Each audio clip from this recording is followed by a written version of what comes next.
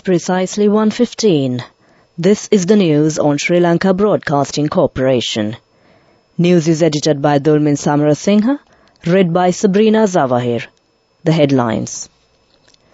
A new program will be introduced for the welfare of the people with special needs.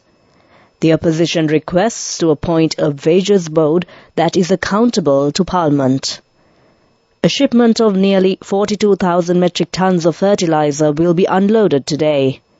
The Immigration and Emigration Department plans to accept passport applications online. Tourist arrivals to the country significantly last month. And in world news, G7 and allies approve cap on price of Russian oil. And in sports, ecstasy and agony expressed as South Korea progress at Uruguay's expense. Now the local news in detail. President Ranil Wickremesinghe has said a new program will be introduced for the welfare of the people with special needs. He said this new program will be submitted to the cabinet with the support of several ministries.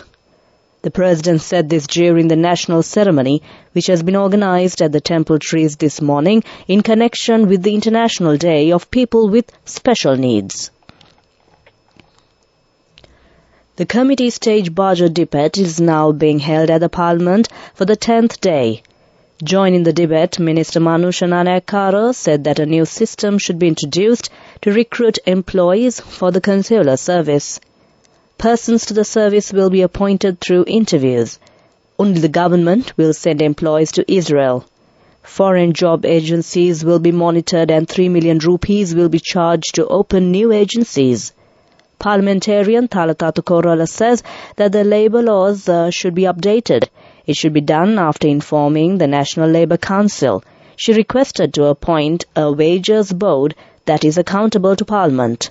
The expenditure accounts of urban development and housing and labour and foreign employment ministries being debated today in Parliament. Participating in the debate, Minister Prasanna Ranatunga said the projects which have been interrupted will be recommenced. The problems in the construction field will be resolved immediately. The delayed payments will be made gradually. The employees who are working overseas could purchase houses using foreign currencies. They will get a 10% discount. 24 places of tourist attractions have been identified. He further said that those will be developed and some identified islands will be developed as tourist attraction. A bank loan will be started under the UDA. Steps have been taken to develop 116 towns. Opposition leader Sajith Premadasa said sufficient attention has not been paid to the people with special needs in the country. International Day of Persons with Disabilities falls today. He requested the government to take steps immediately to ensure rights of that community. He assured opposition support in this regard. Their welfare facilities should be enhanced with law reforms. He also said that the government should implement an export-oriented policy. This news is brought to you by Sri Lanka Broadcasting Corporation. Continuing local news. A shipment of nearly 42,000 metric tons of muriate potash fertilizer has arrived in the country. The Ministry of Agriculture said the shipment with 41,876 metric tons of fertilizer arrived at the Colombo harbour yesterday. The shipment will be unloaded today. The consignment procedure through a loan from the Asian Development Bank. Meanwhile, the ministry said another shipment of 16,000 metric tons of urea fertilizer has also reached Sri Lanka. The IT controller of the Immigration and Emigration Department, Champika Ramavikrama, said it has been planned to accept applications to issue passports through online starting in January next year. He said the applicant only needs to come to the department to attend to biometric formalities such as fingerprints. Mr. Ramavikrama said the department has decided to establish 50 front office counters in each district to obtain fingerprints. He stated that 50 divisional secretariat officers were chosen from each district for this purpose.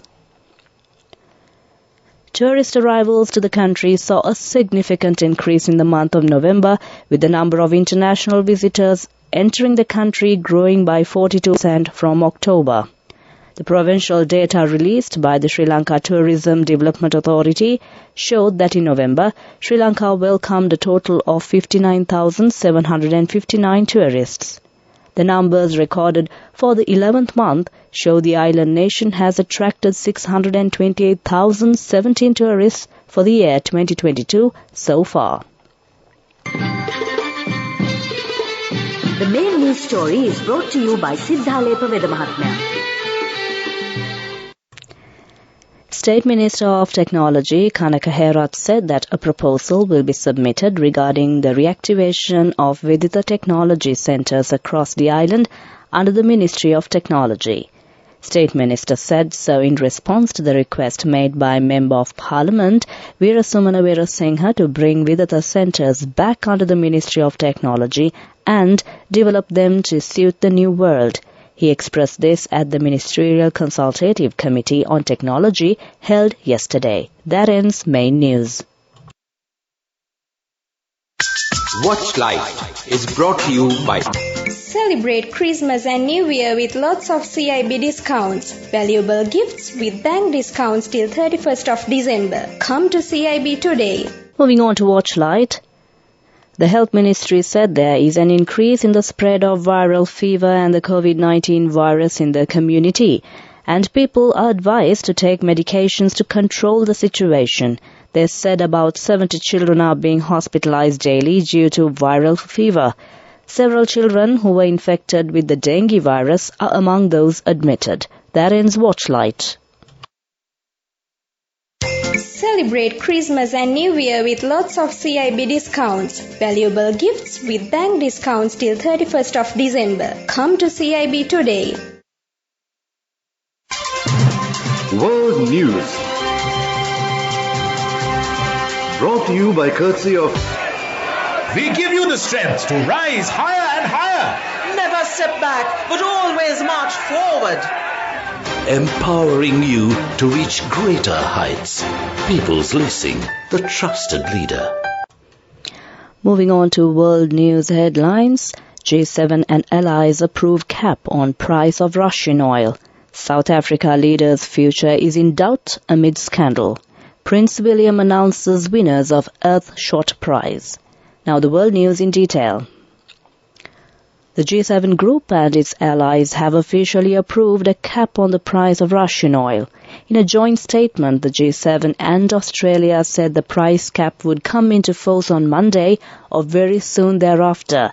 It comes after the European Union agreed on the price cap after persuading Poland to back it.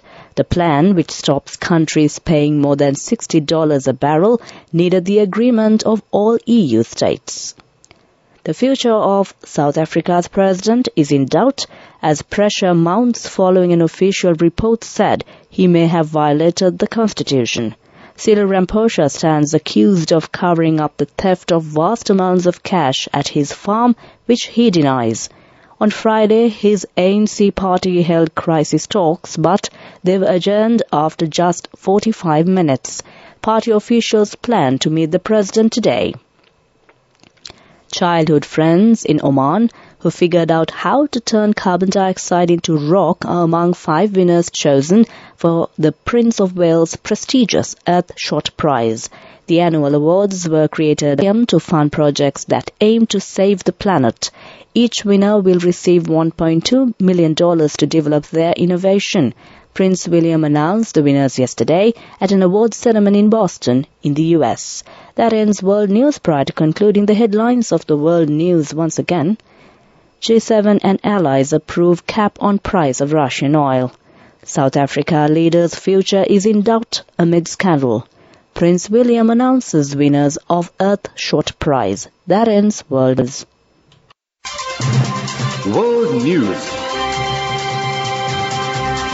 Brought to you by courtesy of... Amidst all challenges, we will rally around you and advance. In the face of hardships, let's stand strong together. Empowering you to reach greater heights. People's Leasing, the trusted leader. Moving on to development news. The government of Japan continues to provide aid for humanitarian demining operations in the northeastern provinces.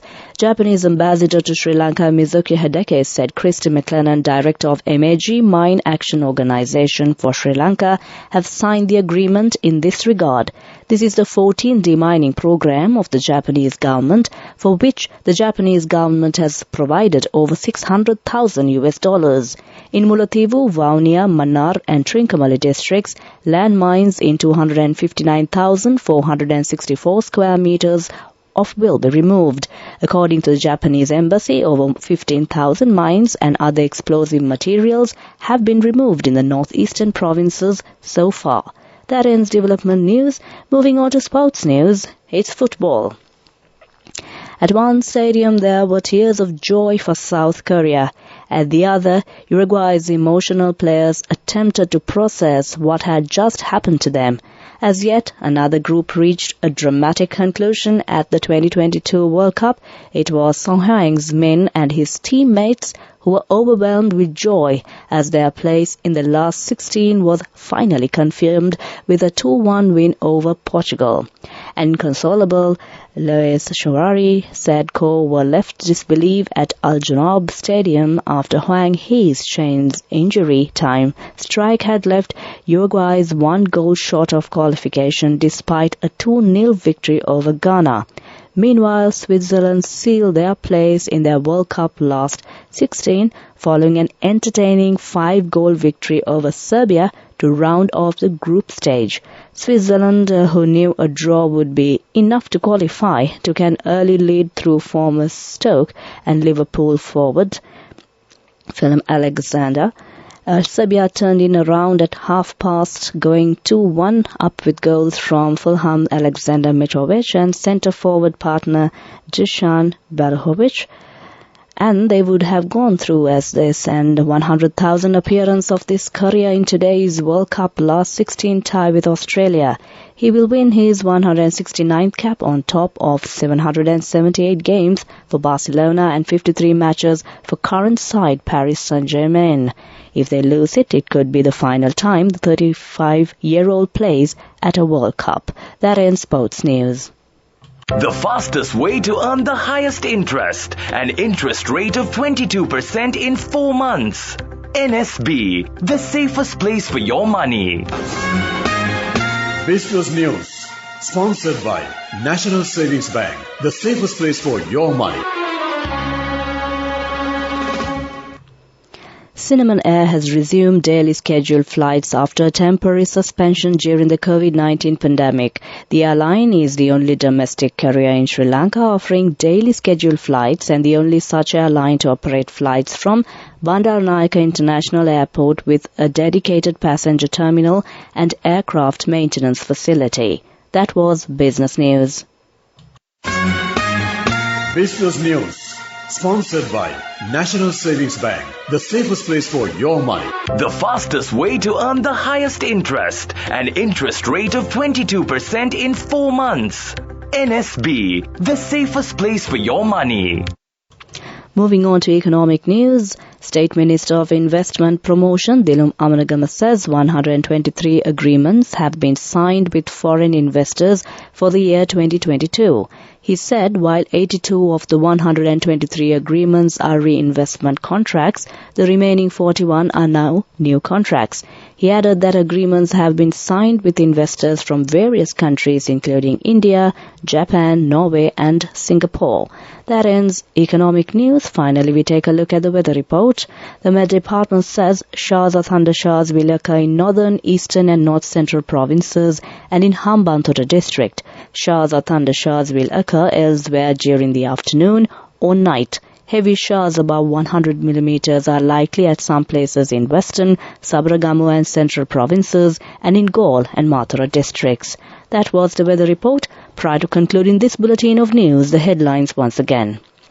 A new program will be introduced for the welfare of the people with special needs. The opposition requests to appoint a wages board that is accountable to Parliament. A shipment of nearly 42,000 metric tons of fertilizer will be unloaded today. The Immigration and Immigration Department plans to accept passport applications online. tourist arrivals to the country significantly increased last month. With that, we conclude the news.